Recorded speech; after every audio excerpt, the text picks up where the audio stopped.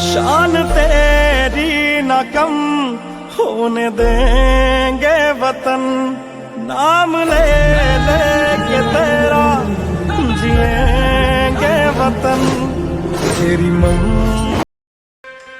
ನಾವೇ ನಮ್ಮ ರೋಗ ನಿರೋಧಕ ಶಕ್ತಿಯನ್ನು ಸ್ಥಾಪಿಸಿಕೊಳ್ಳುವ ಅದ್ಭುತ ಕ್ರಿಯೆಯೇ ಯೋಗ. ನಾವೇ ನಮ್ಮ ರೋಗ ನಿರೋಧಕ ಶಕ್ತಿಯನ್ನು ಸ್ಥಾಪಿಸಿಕೊಳ್ಳುವ ಅದ್ಭುತ ಕ್ರಿಯೆಯೇ ಯೋಗಾಚರಣ. ಹೌದು ಕನ್ನಡ ಶ್ರೇಷ್ಠರೇ, ನಮಸ್ಕಾರ. ನಾನು ಲಕ್ಷ್ಮೀನಾರಾಯಣ್ ಬಿ ವಿ ಕೌಶಿಕ್, ಸಪ್ತಬಿಂದ ಯೋಗ ಮಂದಿರ, ಶಿವಮೊಗ್ಗ. ನಮ್ಮ ರೋಗ ನಿರೋಧಕ ಶಕ್ತಿಯನ್ನು ನಾವೇ ಸ್ಥಾಪಿಸಿಕೊಳ್ಳಬಹುದು, ಸೇವ್ ಮಾಡಿಕೊಳ್ಳಬಹುದು. ನಮ್ಮ ಶರೀರಕ್ಕೆ ನಾವೇ ಸರ್ವ್ ಮಾಡಿಕೊಳ್ಳಬಹುದು. ನಮ್ಮ ಶರೀರವನ್ನು ನಾವೇ ರೋಗ ಮುಕ್ತವನ್ನಾಗಿ ಮಾಡಿಕೊಳ್ಳಬಹುದು. ಮತ್ತು ಅಮೃತ ಸಮಾನವಾದ ಶಕ್ತಿಯಾದ ರೋಗ ನಿರೋಧಕ ಶಕ್ತಿಯನ್ನು ಇಮ್ಯೂನ್ ಸಿಸ್ಟಮ್ ಅನ್ನು ಜೀವಮಾನಕ್ಕೂ ಇನ್ಸ್ಟಾಲ್ ಮಾಡಿಕೊಂಡು ಬಿಡಬಹುದು. ಕಡೆಯ ತನಕ ಆರೋಗ್ಯವಾಗಿರಬಹುದು. ಗಣಪತ್ಯ ಥರ್ವಶೀರ್ಷ ಅದರಲ್ಲಿ ಹೀಗೆ ಹೇಳಲಾಗುತ್ತೆ: ಭದ್ರಂ ಕರ್ಣೇಭಿಃ ಶೃಣುಯಾಮದೇವ, ಭದ್ರಂ ಪಶ್ಯೇಮಾಕ್ಷಭಿರ್ಯಜತ್ರಾಃ, ಸ್ಥಿರೈರಂಗೈಸ್ತುಷ್ಟುವಾಗುಂಸಸ್ತನೂಭಿಃ, ವ್ಯಶೇಮದೇವಹಿತಂ ಯದಾಯುಃ. ನೋಡಿ ಸ್ನೇಹಿತರೆ, ವೇದಗಳ ಕಾಲದಲ್ಲಿಯೇ ಅಂದರೆ 10,000 ವರ್ಷಗಳ ಹಿಂದೆಯೇ ಈ ವೇದಗಳು ಕೂಡ ಅಂದರೆ ಋಗ್ವೇದ, ಯಜುರ್ವೇದ, ಸಾಮವೇದ, ಅಥರ್ವಣ ವೇದ ಮತ್ತು ಅವುಗಳ ಪರಿಭಾಷೆಯಾದ ಉಪನಿಷತ್ತುಗಳು, ಭಾರತ ದೇಶ ಆ ವೇದಗಳ ಮೂಲಕ ತನ್ನ ಜನಗಳ ಆರೋಗ್ಯದ ಕುರಿತು ಎಷ್ಟು ಕಾಳಜಿ ವಹಿಸುತ್ತೋ ಅಂತ ವೇದಗಳು, ಉಪನಿಷತ್ಗಳು, ಸಂಹಿತೆಗಳು, ಸಹಸ್ರನಾಮಗಳು, ಅಷ್ಟೋತ್ತರಗಳು, ದಾಸರ ಪದಗಳು, ಮಹಾನ್ ಕವಿಗಳ ಕವಿತೆಗಳು ಎಲ್ಲವೂ ಕೂಡ ಮಾನವನ ಆರೋಗ್ಯ ಸಂಬಂಧಿ ಉನ್ನತ ವಿಚಾರಗಳನ್ನೇ ಸಲ್ಲಿಸುತ್ತಲೇ ಇರುತ್ತವೆ. ನೋಡಿ, ಗಣಪತ್ಯ ಥರ್ವಶೀರ್ಷಾದ ಈ ಮಂತ್ರದ ಅರ್ಥವನ್ನು ನೋಡೋಣ. ಭದ್ರಂ ಅಂದರೆ ಮಂಗಳಕರವಾದದ್ದು, ಅಂದರೆ ನಮ್ಮ ಕಿವಿಗಳು ಯಾವಾಗಲೂ ಮಂಗಳಕರವಾದದ್ದನ್ನೇ ಕೇಳುತ್ತಾ ಇರಲಿ.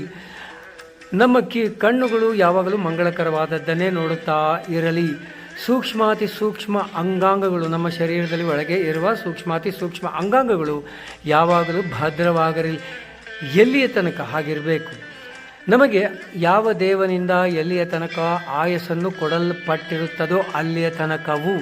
ಹಾಗಾದರೆ ಹೀಗೆ ಗಣಪತಿಯ ಆಶೀರ್ವಾದವು ನಮ್ಮ ಆರೋಗ್ಯದ ಮೇಲೆ ಇರುತ್ತೆ. ಅಂದರೆ ನಾವೇನು ನಮ್ಮ ಆರೋಗ್ಯದ ಕಡೆ ಗಮನ ಹರಿಸಬಾರ್ದಾ? ಹಾಗೆಯೇ ನಾವು ಸಾಯುವ ತನಕವೂ ಆರೋಗ್ಯವಾಗಿರ್ತೀವ? ಖಂಡಿತವಾಗಿ ಇಲ್ಲ. ಅಂತಹ ಆರೋಗ್ಯ ಪ್ರಸಾದಕ್ಕಾಗಿ ನಮ್ಮನ್ನು ನಾವು ಯೋಗಕ್ರಿಯಾ ಕೈಂಕರ್ಯಗಳಿಗೆ ಒಳಪಡಿಸಿಕೊಳ್ಳಬಹುದು ಸೂಕ್ತ. ಹಾಗೆ ನಾವು ಹೇಗೆ ದಿನವೂ ಊಟ ಮಾಡುತ್ತೇವೆಯೋ, ಕೈಲಾಸದಂತಹ ಕೆಲಸ ಕಾರ್ಯಗಳನ್ನು ಮಾಡಿಕೊಳ್ಳುತ್ತೇವೆಯೋ, ನಿದ್ರಾದಿಗಳನ್ನು ಮಾಡಿಕೊಳ್ಳುತ್ತೇವೆಯೋ, ಹಾಗೆಯೇ ಯೋಗಾಚರಣೆಗಳನ್ನು ಪ್ರತಿದಿನವೂ ಮಾಡಿಕೊಳ್ಳುತ್ತಾ ಇರಬೇಕು.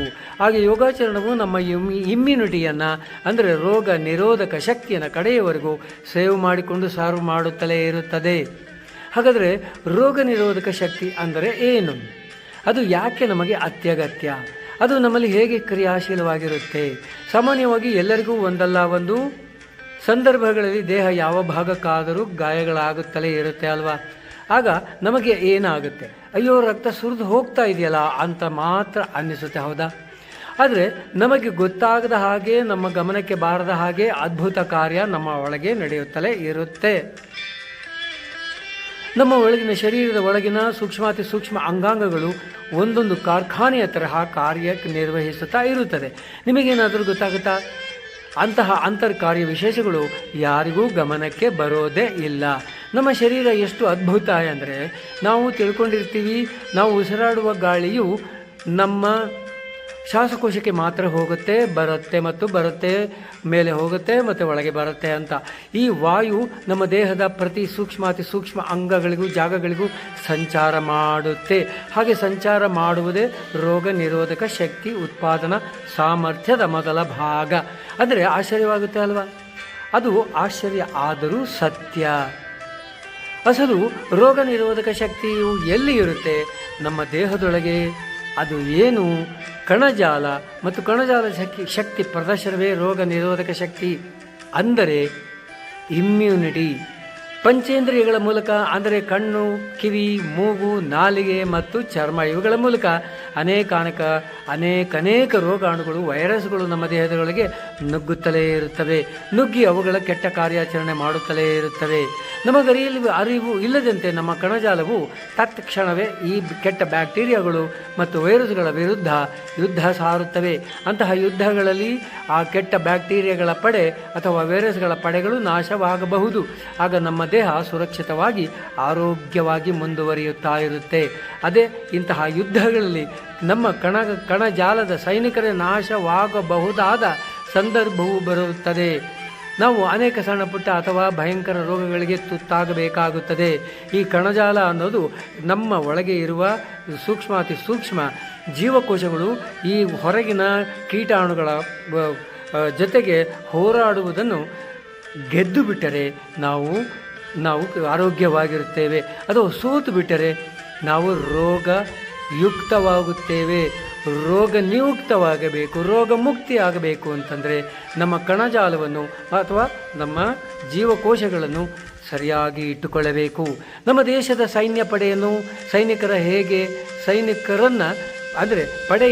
ನಮ್ಮ ದೇಶದ ಸೈನಿಕರನ್ನು ಹೇಗೆ ಬಲಯುತವಾಗಿ ನಮ್ಮ ದೇಶ ಇಟ್ಟುಕೊಳ್ಳುತ್ತದೋ ಹಾಗೆಯೇ ನಮ್ಮ ದೇಹದೊಳಗೆ ಸೈನ್ಯ ಪಡೆಗಳಂತೆಯೇ ಇರುವ ಕಣಜಾಲವನ್ನು ನಾವೇ ಸದೃಢವಾಗಿ ಇಟ್ಟುಕೊಳ್ಳಬೇಕು. ನಮ್ಮ ಕಡೆಯ ಉಸಿರು ಇರುವವರೆಗೂ. ಅದನ್ನೇ ಗಣಪತಿ ಅಥರ್ವ ಶೀರ್ಷಾದ ಮಂತ್ರವು ಹೇಳಿರುವಂಥದ್ದು. ಹಾಗಾದರೆ ಈ ಕಣಜಾಲ ಅಂದರೆ ಏನು? ಕಣಜಾಲ ಅಂದರೆ ದೇಹದಲ್ಲಿ ರೋಗ ನಿರೋಧಕ ವ್ಯವಸ್ಥೆ ಅಂತ. ಆ ರೋಗ ನಿರೋಧಕ ವ್ಯವಸ್ಥೆಗೆ ಒಂದು ದೇಶದ ಸೈನ್ಯ ವ್ಯವಸ್ಥೆಯ ಹಾಗೆ ಇರುವಂತೆ ನಮ್ಮ ದೇಹದಲ್ಲಿಯೂ ಕೂಡ ಸೈನ್ಯ ವ್ಯವಸ್ಥೆಯಲ್ಲಿ ಹೇಗೆ ಬ್ಯಾರಕ್ಗಳಲ್ಲಿ ಒಂದೊಂದು ರೆಜಿಮೆಂಟ್ ಸೈನ್ಯಗಳಿರ್ತಾರೋ ಹಾಗೆ ನಮ್ಮ ದೇಹದಲ್ಲೂ ಕೂಡ ಒಂದೊಂದು ಬ್ಯಾರಕ್ಗಳಲ್ಲಿ ಒಂದೊಂದು ಗುಂಪು ಸೈನಿಕರು ಇರುತ್ತಾರೆ. ಹಾಗಾದರೆ ಯಾವುವು ಆ ಬ್ಯಾರಕ್ಗಳು? ಯಾರು ಆ ಸೈನಿಕರು? ಆ ಬ್ಯಾರಕ್ಗಳೇ ಡಾಕ್ಟರ್ CL ವೆಂಕಟರಾಮ್ ಅವರು ಹೇಳುವ ಹಾಗೆ ಒಂದು ಥೈಮಸ್ ಗ್ರಂಥಿ, ಥೈಮಸ್ ಗ್ಲ್ಯಾಂಡ್, ಮೂಳೆಗಳಲ್ಲಿರುವ ಮಜ್ಜೆ, ಬೋನ್ ಮ್ಯಾರೋ, 3 ಲಿಂಫ್ ನಾಳಗಳು, ಲಿಂಫ್ ವೆಸಲ್ಸ್, 4 ಲಿಂಫ್ ಗ್ರಂಥಿಗಳು, ಲಿಂಫ್ ನೋಡ್ಸ್, 5ನೇದೇ ಪ್ಲೀಹಾ ಅಂತ ಕರಿತೇವೆ, ಸ್ಪ್ಲೀನ್ ಅಂತ ಕರೀತೇವೆ. ಇವುಗಳು ಥೈಮಸ್ ಗ್ರಂಥಿ. ಅದನ್ನು ಸ್ವಲ್ಪ ವಿವರವಾಗಿ ನೋಡ್ತಾ ಹೋಗೋಣ. ಥೈಮಸ್ ಗ್ರಂಥಿ, ಥೈಮಸ್ ಗ್ಲ್ಯಾಂಡ್ ನಮ್ಮ ಶರೀರದ ಸೈನ್ಯದ ಸೈನಿಕರೇ ವಿವಿಧ ತರಹದ ಜೀವಕೋಶಗಳು. ಥೈಮಸ್ ಗ್ರಂಥಿಯು ಎದೆಯ ಮೇಲ್ಭಾಗದಲ್ಲಿದ್ದು ಲಿಂಫೋಸೈಟ್ಸ್ ಎಂಬ ಸೆಲ್ಸ್ ಅಂದರೆ ಜೀವಕೋಶಗಳನ್ನು ಸೈಟೋಟಾಕ್ಸಿಕ್ ಸೆಲ್ಸ್ ಉತ್ಪತ್ತಿಯ ಮಾಡಿ ಶರೀರದ ಎಲ್ಲೆಡೆಗೆ ಯಾವ ಭಾಗದಲ್ಲಿ ಆದರೂ ತೊಂದರೆ ಆದರೆ ಅಲ್ಲಿ ಆ ಜೀವಕೋಶಗಳನ್ನು ಧಾವಿಸುವಂತೆ ಮಾಡುತ್ತೆ. ಹೊರಗಡೆಯಿಂದ ಬರುವ ಕೀಟಾಣುಗಳಿಂದ ಹೋರಾಡುತ್ತವೆ. ಬೋನ್ ಮ್ಯಾರೋ ಬಿಳಿಯ ರಕ್ತ ಕಣಗಳಾದ ನ್ಯೂಟ್ರೋಫಿಲ್ಸ್, ಅಯಸಿನೋಫಿಲ್ಸ್, ಬ್ಯಾಸೋಫಿಲ್ಸ್, ಲಿಂಫೋಸೈಟ್ಸ್, ಮೊನೋಸೈಟ್ಸ್ ಜೀವಕೋಶಗಳನ್ನು ಉತ್ಪಾದಿಸಿ ರೋಗಾಣುಗಳೊಂದಿಗೆ ಹೋರಾಡುವಂತೆ ಮಾಡುತ್ತದೆ ಈ ಬೋನ್ ಮ್ಯಾರೋ. ಲಿಂಫ್ ಗ್ರಂಥಿಗಳು, ಲಿಂಫ್ ನೋಡ್ಸ್, ಇದು ಲಿಂಫೋಸೈಟ್ಸ್ ಎಂಬ ಜೀವಕೋಶ ಅಂದರೆ ಸೆಲ್ಸ್ಗಳನ್ನು ಉತ್ಪತ್ತಿ ಮಾಡಿ ಲಿಂಫ್ ನಾಳಗಳು ಅಂದರೆ ಲಿಂಫ್ ವೆಸಲ್ಸ್ಗಳ ಮೂಲಕ ದೇಹದ ಯಾವ ಭಾಗದಲ್ಲಿ ವೈರಸ್ ಕೀಟಾಣುಗಳು ದಾಳಿಯಾಗುತ್ತದೋ ಆ ಜಾಗಕ್ಕೆ ಕಳಿಸಿ ಅಲ್ಲಿ ಹೋರಾಟದ ಯುದ್ಧ ಭೂಮಿಯನ್ನೇ ನಿರ್ಮಾಣ ಮಾಡಿ ಆ ಕೀಟಾಣುಗಳನ್ನು ನಾಶಪಡಿಸುತ್ತದೆ. ಪ್ಲೀಹ ಅಥವಾ ಗುಲ್ಮ ಅಥವಾ ಸ್ಪ್ಲೀನ್ ಇದು ಕೂಡ ಜೀವಾಣುಗಳನ್ನು ಉತ್ಪತ್ತಿ ಮಾಡಿ ದೇಹದ ಒಳಬರುವ ವೈರಸ್ ಕೀಟಾಣುಗಳನ್ನು ಸುತ್ತುವರಿಯಂತೆ ಮಾಡಿ ನಾಶಪಡಿಸುತ್ತವೆ. ಆ ಮುಂದಿನ ಆಶ್ಚರ್ಯಕರ ಸಂಗತಿ ನಿಮಗೆ ಗೊತ್ತಾ? ನಾವೆಲ್ಲ ನಮ್ಮ ರಕ್ತನಾಳಗಳು ಕೇವಲ ರಕ್ತವನ್ನು ಪ್ರವಹಿಸುತ್ತವೆ ಅಂತ ಮಾತ್ರ ತಿಳ್ಕೊಂಡಿರ್ತೀವಿ ಅಲ್ವಾ? ಖಂಡಿತ ಅಲ್ಲ. ಬಹಳಷ್ಟು ವಸ್ತುಗಳನ್ನು ಹೊಯ್ಯುತ್ತಲೇ ಇರುತ್ತವೆ. ಮುಖ್ಯವಾಗಿ ಗ್ಲೂಕೋಸ್, 1 ಗ್ಲೂಕೋಸ್, 2 ಆಮ್ಲಜನಕ, 3 ಇನ್ಸುಲಿನ್, 4 ಇನ್ನೂ ಆಶ್ಚರ್ಯ ಅಂದರೆ ದೇಹದಲ್ಲಿ ಯಾವಾಗಲೂ ತಯಾರು ಆಗುತ್ತಲೇ ಇರುವ ಕಸಗಳು.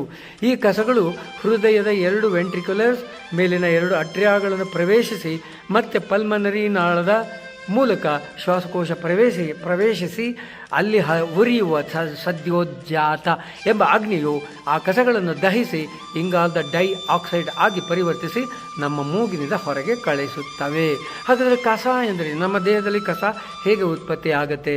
ನಾವು ತಿಂದಾಗ ಕುಡಿದಾಗ ಅಲ್ಲಿ ನಮ್ಮಲ್ಲಿ ಒಂದು ಅಂದರೆ ಕ್ರಿಯಾಶೀಲ ವ್ಯಕ್ತಿತ್ವ ಏನು ಅಂತಂದರೆ ನಮ್ಮ ಶರೀರದ್ದು ನಾವು ತಿಂದ ಡೈಜೆಸ್ಟಿವ್ ಸಿಸ್ಟಮ್ ಅಂದರೆ ಇದು ತಿಂದ ಆಹಾರಗಳು ಇಲ್ಲಿಂದ ಇದಕ್ಕೆ ಹೋಗುತ್ತೆ, ಸ್ಟಮಕ್ಗೆ ಹೋಗುತ್ತೆ. ಅಲ್ಲಿ ಹೈಡ್ರೋಕ್ಲಾರಿಕ್ ಆಮ್ಲದೊಡನೆ ಮಿಕ್ಸ್ ಆಗಿ ಮತ್ತು ಅಲ್ಲಿಂದ ಇದಕ್ಕೆ ಹೋಗುತ್ತೆ ಗಾಲ್ ಬ್ಲಾಡರ್, ಅಲ್ಲಿಂದ ಪ್ಯಾಂಕ್ರಿಯಾಸ್, ಲಿವರ್, ಇಲ್ಲಿಂದ ಹೋಗಿ ದೊಡ್ಡ ಕರಳು, ಸಣ್ಣ ಕರಳು ಮತ್ತು ದೊಡ್ಡ ಕರಳಿಂದ ತುದಿಯಲ್ಲಿ ಅಲ್ಲಿ ಹೋಗಿ ಸಣ್ಣ ಗಾತ್ರದಲ್ಲಿ ನಾವು ಇಷ್ಟು ತಿಂದರೆ ಸಣ್ಣ ಗಾತ್ರದಲ್ಲಿ ಕೇವಲ ಗ್ರಾಮ್ಗಳಷ್ಟು ಗ್ಲುಕೋಸ್ ಆಗಿ ಪರಿವರ್ತಿತವಾಗಿ ಅದನ್ನು ನಾವು ಜೀವರಸ ಅಂತ ಕರಿತೇವೆ. ಈ ಜೀವರಸವನ್ನು ಕೂಡ ಹೊತ್ತೊಯ್ಯುತ್ತದೆ. ಹಾಗೆ ಮತ್ತು ಜೀವರಸ ರಕ್ತಕ್ಕೆ ಸೇರಬೇಕು. ಹಾಗೆ ರಕ್ತಕ್ಕೆ ಸೇರಿದ್ದು ಮತ್ತು ಜೀವಕೋಶಗಳು ಹೀರ್ಕಬೇಕು. ಹಾಗೆ ಎಲ್ಲ ಜೀವಕೋಶಗಳು ಹೇಳಿದ್ನಲ್ಲ ನಾನು ಈಗ, ಅಷ್ಟೂ ಜೀವಕೋಶಗಳು ಹೀರಿಕೊಳ್ಳಬೇಕು. ಮೇಲಿಂದ ಕೆಳವರೆಗೂ, ಮೇಲಿಂದ ಪಾದದವರೆಗೂ ಕೂಡ ಅದು ಹೀರಿಕೊಳ್ಳಬೇಕು. ಹಾಗೆ ಹೀರಿಕೊಂಡವಾಗ ನಮ್ಮ ಶರೀರದಲ್ಲಿ ರೋಗ ನಿರೋಧಕ ಶಕ್ತಿ ಸಾಯುವ ತನಕ ಇರುತ್ತೆ. ಅದು ಹಾಗೆ ಸರ್ವ್ ಮಾಡುತ್ತಲೇ ಇರುತ್ತೆ. ಹೀಗೆ ಇರುವ ರೋಗ ನಿರೋಧಕ ಶಕ್ತಿಯಲ್ಲಿ ಅದು ಮತ್ತೆ ಹೇಗೆ ಆಗುತ್ತೆ ಅಂತಂದರೆ, ಮತ್ತು ಉಳಿಯುವ ಕಣಗಳು ಹೀಗೆ ಗ್ಲೂಕೋಸ್ ನಮ್ಮ ರಕ್ತದಲ್ಲಿ ಸೇರಿ ಜೀವಕೋಶಗಳು ಹೀರಿಕೊಳ್ತಾವೆ. ಹಾಗೆ ನಾವು ಆರೋಗ್ಯವಾಗಿರ್ತೇವೆ. ಆದರೆ ಅಲ್ಲಿ ಉಳಿಯುವ ಘನ ಪದಾರ್ಥ ಯಾವುದು ಅಂತಂದರೆ ಅದು ಪೂರ ಹೊರಗೆ ಹೋಗಲ್ಪಡುತ್ತದೆ, ದಬ್ಬಲ್ಪಡುತ್ತದೆ. ಅಂದರೆ ಅದು ಎಕ್ಸ್ಕ್ರೀಟರಿ ಸಿಸ್ಟಮ್ದ ಹೋಗುತ್ತೆ.